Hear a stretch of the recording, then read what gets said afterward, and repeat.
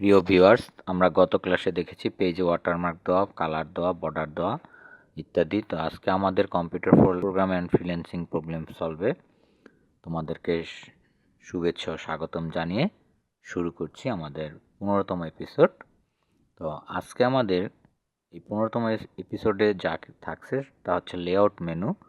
Layout মেনুতে আমরা যা কিছু শিখব তা হচ্ছে 1 নম্বরে পেজে লেখার লাইন গণনা করা, টেক্সট ডানে বামে এবং লেখার লাইন স্পেস কমানো বা বাড়ানো।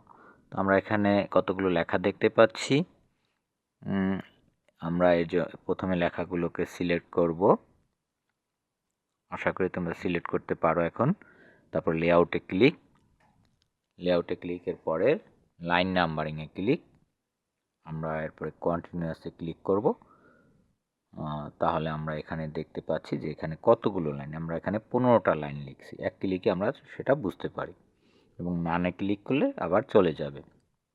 এভাবে আমরা একটা পেজে কতগুলো লেখা বা কতগুলো লাইন আমরা এভাবে এক ক্লিকই জানতে পারবো।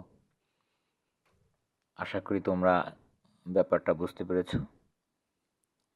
এবার আমরা দেখতেছি লেখাগুলোকে কিভাবে একসাথে ডানে বা ইনডেন্ট করা, বামে নেওয়া। আমরা দেখো লেখাগুলোকে সিলেক্ট করলাম, অথবা তোমরা ব্যাক স্পেস প্রেস করলে আবার পূর্বের অবস্থায় ফিরে আসবে। কিবোর্ড থেকে ব্যাক স্পেস এবং ট্যাবের মাধ্যমেও এই কাজটা করা যায়। তো আমরা এটাকে বলে থাকি ইনডেন্ট করা।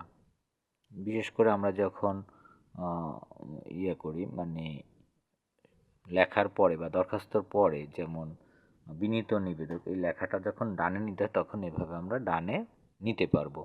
সিলেক্ট করে ট্যাব চাপ দিলেই তাহলে এটা ডানে চলে যাবে। আশা করি তোমরা ব্যাপারটা বুঝতে পেরেছো ইনডেন্ট জিনিসটা কি।